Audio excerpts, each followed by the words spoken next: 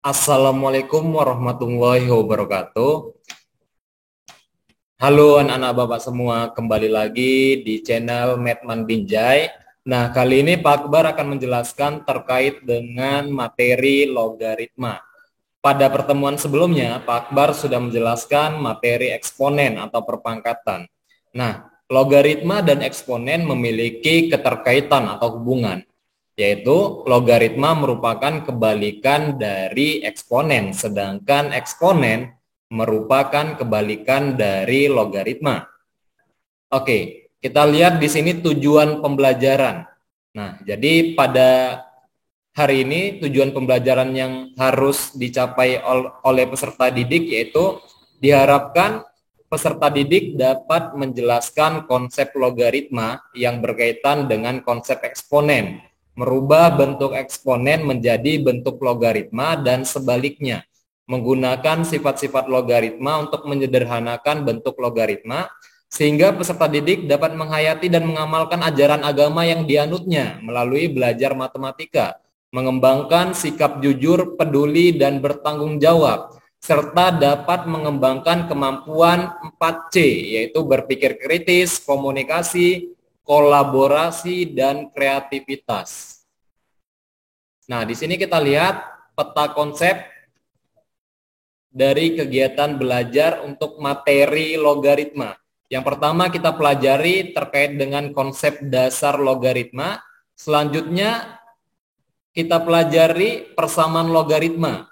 Dan selanjutnya kita pelajari lagi terkait dengan pertidaksamaan logaritma. Dan yang terakhir adalah aplikasi penerapan logaritma dalam kehidupan sehari-hari. Nah, jadi terlebih dahulu kita bahas pada hari ini terkait dengan pengertian logaritma. Oke, logaritma dituliskan dengan P log A sama dengan M. Yang artinya jika kita tulis dalam bentuk bilangan berpangkat menjadi A sama dengan P pangkat M. Nah, perlu anak-anak Bapak ingat bahwasanya bentuk umum logaritma adalah P log A sama dengan M. Nah, keterangannya P disebut dengan bilangan pokok atau basis, sedangkan A disebut dengan bilangan logaritma atau numerus, dan M disebut dengan hasil logaritma. Oke, selanjutnya logaritma dengan bilangan pokok 10. Nah, pada logaritma dengan basis atau bilangan pokok 10 itu tidak perlu dituliskan. Contohnya, 10 log 3 cukup dituliskan log 3. 10 log 5 cukup dituliskan log 5. Kita lanjut sifat-sifat logaritma. Nah, di sini ada 6 sifat-sifat dasar logaritma yang perlu kita ingat bersama. Yang pertama, P log 1 sama dengan 0. Yang kedua, P log P sama dengan 1. Yang ketiga, P log A dikali B sama dengan P log A ditambah P log B. Nah, jadi perlu kita ketahui bersama bahwasanya sifat perkalian pada logaritma itu dijabarkan menjadi sifat penjumlahan pada logaritma itu juga. Yang keempat, sifat pembagian. P log A dibagi B sama dengan P log A dikurang P log B. Nah, artinya jika sifat pembagian pada logaritma itu dijabarkan menjadi sifat pengurangan pada logaritma itu juga. Yang selanjutnya P log A pangkat N, nah menjadi N dikali P log A. Nah, sifat yang keenam, P log akar pangkat N dari A pangkat M sama dengan P log A pangkat M per N. Nah, jadi pangkat dari numerusnya kita ubah menjadi pecahan terlebih dahulu. Kemudian, sesuai dengan sifat kelima, pangkatnya itu menjadi koefisiennya, menjadi bilangan di depannya. Menjadi M per N dikali P log A. Oke, kita lanjut ke contoh soal. Nah, contoh soal yang pertama, jika 2 log X sama dengan 3, tentukan nilai X. Oke, kita jawab 2 log X sama dengan 3. Nah, ini biar lebih mudah kita jadikan ke dalam bilangan berpangkat terlebih dahulu. Sehingga nilai X sama dengan 2 pangkat 3. Oke, selanjutnya X sama dengan 2 dikali 2 dikali 2. Yaitu nilai X sama dengan 8. Contoh soal yang kedua, jika 4 log 64 sama dengan X, tentukan nilai X. Kita jawab 4 log 64 sama dengan X. Nah, ini juga kita ubah menjadi bilangan berpangkat, jadi 4 pangkat X sama dengan 64. Selanjutnya 64 kita ubah menjadi bilangan berpangkat 4. Yang dalam hal ini 64 adalah 4 pangkat 3. Sehingga 4 pangkat X sama dengan 4 pangkat 3. Nah, sesuai dengan sifat-sifat persamaan eksponen, ketika bilangan pokoknya sudah sama, yang diambil langsung pangkatnya, sehingga nilai X sama dengan 3. Nah, jadi jawaban dari contoh soal nomor 2, nilai X adalah 3. Kita lanjut ke contoh soal yang kedua. Nilai dari 2 log 8 tambah 3 log 9. Oke. 2 log 8 ditambah 3 log 9. Terlebih dahulu kita ubah numerusnya. Sehingga 2 log 8 itu kita jadikan bilangan berpangkat 2 adalah 2 pangkat 3. Sedangkan 9 kita ubah menjadi bilangan berpangkat 2 adalah 3 pangkat 2. Sehingga 2 log 2 pangkat 3 ditambah 3 log 3 pangkat 2.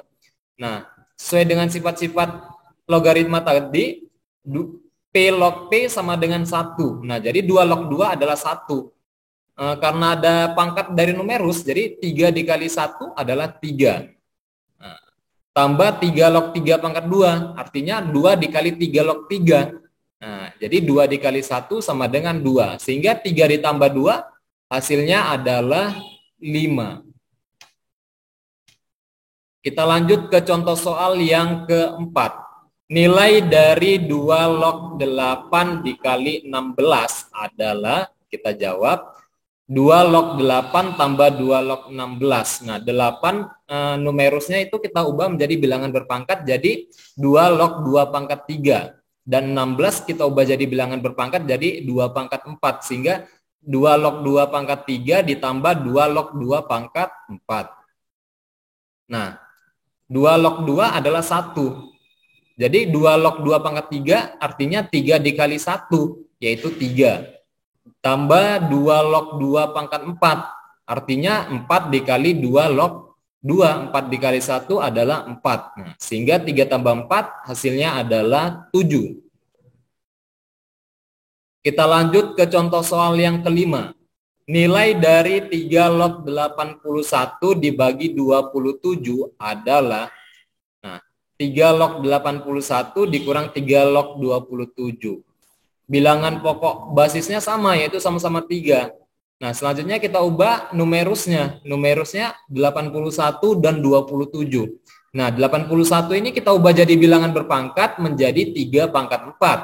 Sedangkan 27, kalau kita ubah jadi bilangan berpangkat menjadi 3 pangkat 3. Sehingga kita tulis 3 log 3 pangkat 4 dikurang 3 log 3 pangkat 3. 3 log 3 pangkat 4 artinya 4 dikali 3 log 3, yaitu 4 dikali 1, 4. Dikurang 3 log 3 pangkat 3, jadi 3 dikali 3 log 3, 3 kali 1, 3. Jadi 4 dikurang 3 hasilnya adalah 1. Oke, jadi jawaban dari contoh soal nomor 5 adalah 1. Contoh soal yang ke-6. Nilai dari 2 log 8 pangkat 4. Nah, jadi numerusnya itu berpangkat. Nah, dalam hal ini numerusnya adalah 8 pangkat 4. Nah, jadi sesuai dengan sifat dasar logaritma tadi, jika numerusnya berpangkat, pangkatnya menjadi koefisien pada logaritma. Jadi bilangan di depan logaritma, yaitu 4 dikali 2 log 2 pangkat 3. Nah, 8 ini kita ubah, kita sederhanakan lagi menjadi bilangan berpangkat, yaitu 2 pangkat 3. Nah, selanjutnya menjadi numerusnya juga berpangkat lagi nih. Nah, 2 pangkat 3, sehingga pangkatnya menjadi koefisien di depan logaritma. Jadi 4 dikali 3 dikali 2 log 2. Sehingga 4 dikali 3 dikali 1 hasilnya adalah 12. Oke, kita lanjut ke contoh soal yang ke-7. nilai dari 2 log akar 8 pangkat 4. Nah, sehingga kita tulis pangkatnya itu ke dalam pecahan terlebih dahulu. Jadi 2 log 8 pangkat 4 per 2. Nah, numerusnya berpangkat, yaitu 8 pangkat 4 per 2, sehingga pangkatnya menjadi koefisien atau bilangan di depan logaritma, yaitu 4 per 2 dikali 2 log 8. Sehingga 4 dibagi 2 adalah 2. Dikali 8, kalau kita sederhanakan lagi menjadi bilangan berpangkat adalah 2 pangkat 3. Sehingga 2 dikali 2 log 2 pangkat 3. Nah, 2 pangkat 3 numerusnya berpangkat, pangkatnya pindahkan ke depan. Jadi 2 dikali 3 dikali 2 log 2. Nah, jadi 2 dikali 3 dikali 1 hasilnya adalah 6. Kita lanjut ke contoh soal yang ke-8. Jika log 100 sama dengan X, tentukanlah nilai dari X. Nah, kita jawab log 100 sama dengan X. Nah, artinya kalau dia nggak ditulis basis atau bilangan pokok, berarti basisnya adalah 10. Nah, jadi kita ubah terlebih dahulu dalam bilangan berpangkat biar lebih mudah menjadi 10 pangkat X sama dengan 100. Sehingga 10 pangkat X sama dengan 10 pangkat 2. Basisnya sudah sama. Nah, jadi kita ambil pangkatnya, yaitu nilai X sama dengan 2. Oke, demikian kegiatan pembelajaran kita terkait dengan bentuk umum logaritma dan contoh soal konsep dasar logaritma. Jikalau ada pertanyaan, silakan ditanyakan atau ditulis di kolom komentar Medman Binjai. Nah, demikian kegiatan belajar kita pada hari ini. Bapak akhiri dengan wabillahi taufik walhidayah. Wassalamualaikum warahmatullahi wabarakatuh.